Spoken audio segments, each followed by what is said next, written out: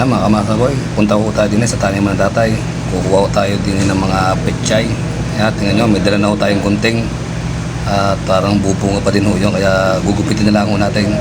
Tingnan nyo ore. Yan o mga kamamas boy, ang pechay na ng sa tatay ho yan.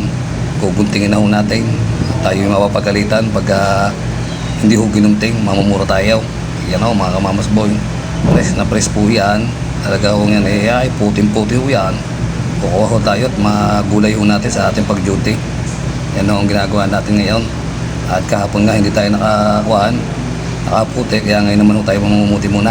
Yan ho, kaya pinuti na ni Mamas Boy. Talaga naman, ayan, hirap din ho maggupit at ang hirap yung mukuna nga ho. Yan ho, punta ho tayo din sa may gilid ng aming parking. Kumuha ho tayo ng sitaw. Yan ho ang mga sitaw, kailangan putihin rin ho, gugulang pa ho rin. Yan o ating mga sa tanim nating sili. Kukuha rin ho tayo niyan. Yan ho mga kamamas boy, talagang press na press pa ho yan. Yan ho ang buhay sa City of Lipa, Province of Batangas.